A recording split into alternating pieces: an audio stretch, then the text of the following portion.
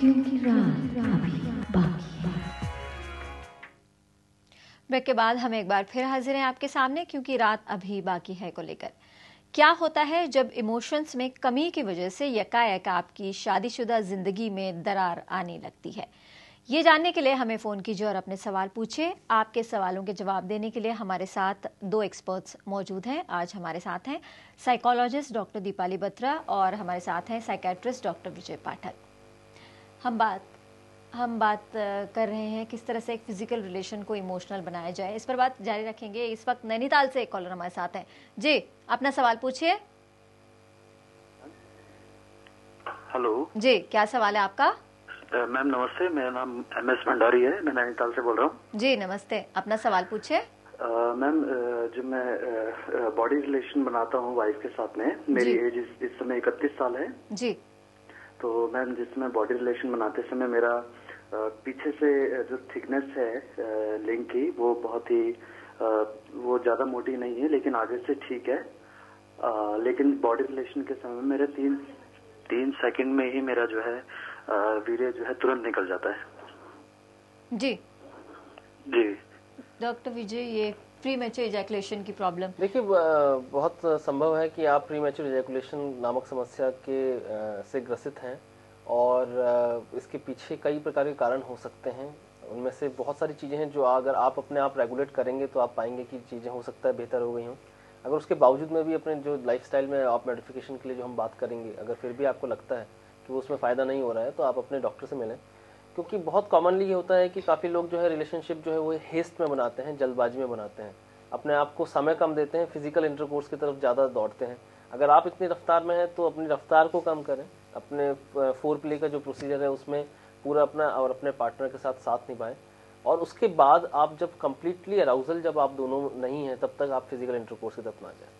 किसी तरह की दवाएं अगर आप लेते हैं तो उनको रिव्यू कराएं।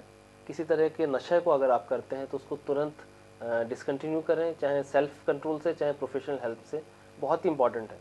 इसके अलावा किसी और तरह का लाइक डायबिटीज़, हाइपरटेंशन या किसी और तरह की दिक्कत तो नहीं है जिसको चेक करें।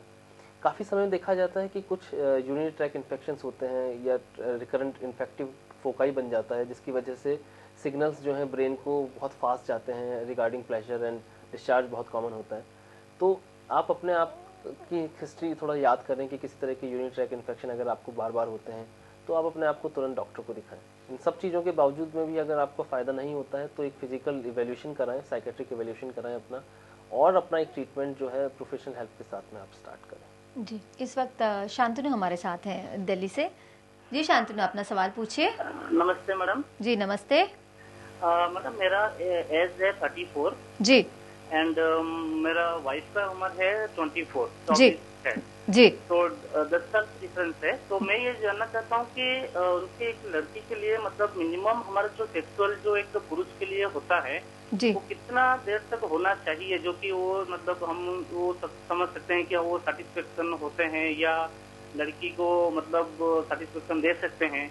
जी तो ये जानना चाहते हैं कि मिनिमम जो टाइमिंग है ऐसा कुछ है टाइमिंग तो हम उसमें तक दे सकते हैं या कभी उनको लगता है कि नहीं वो तो सेटिस्फेक्शन नहीं हो पाया या ऐसा कुछ टाइमिंग पीरियड है मैडम? जी डॉक्टर दीपाली, क्या ऐसा कोई टाइमिंग, कोई स्टैंडर्ड टाइम है, होता है?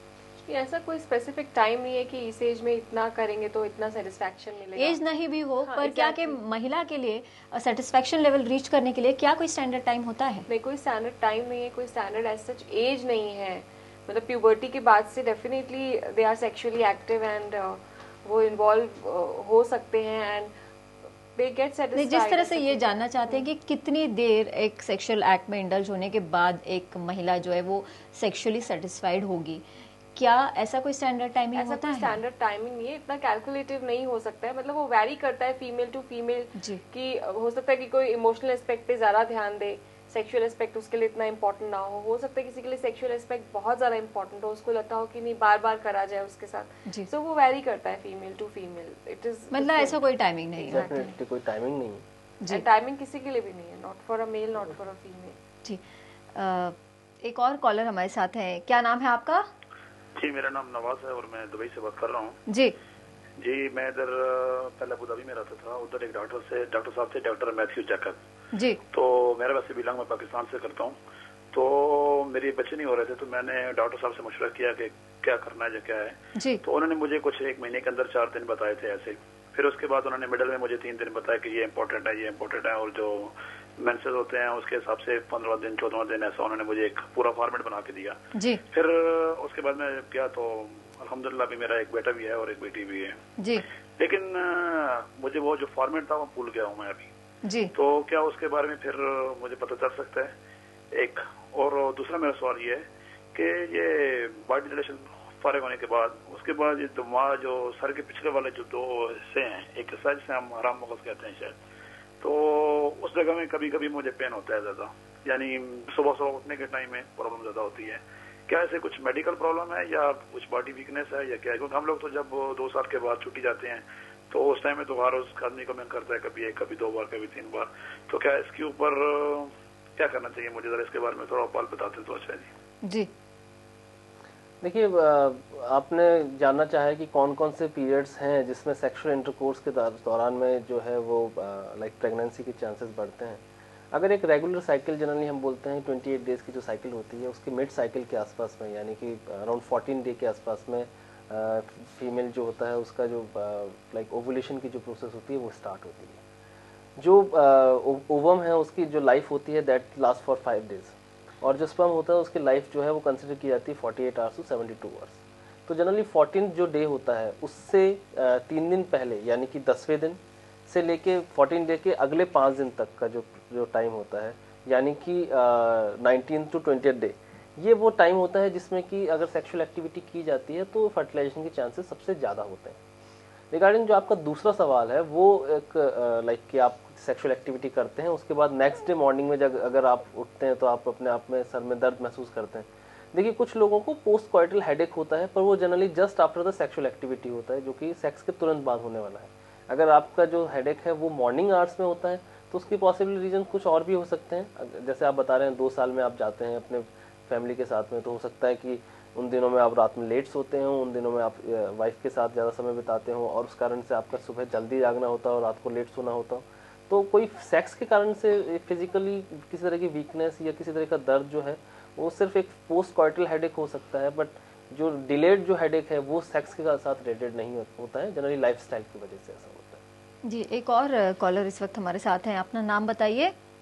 क्या आप लाइन पर हैं?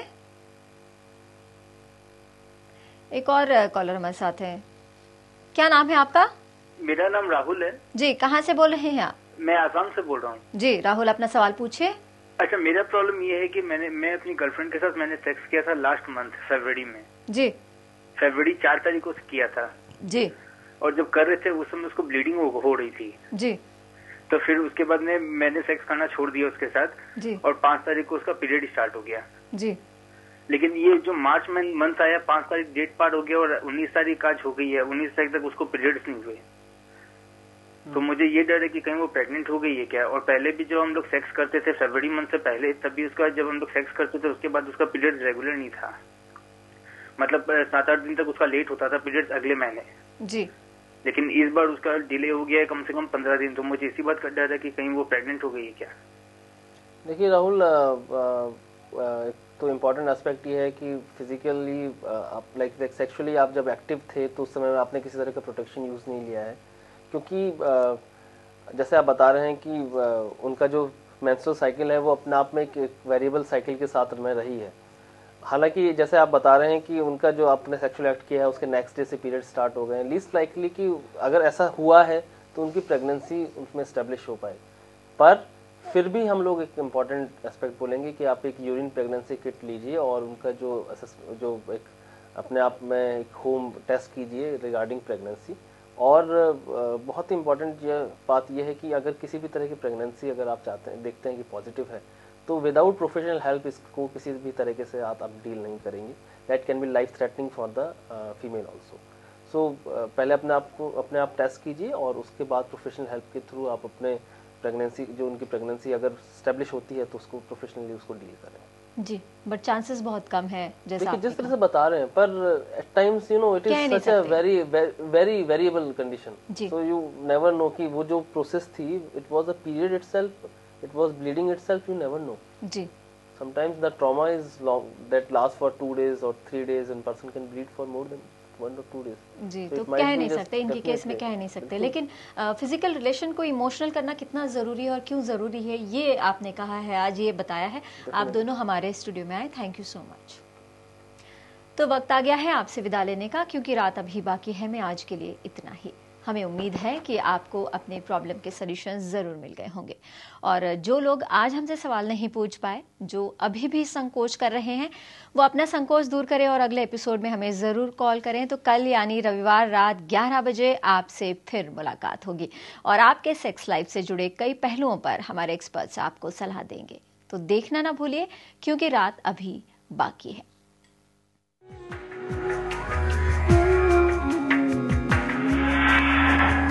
क्योंकि रात अभी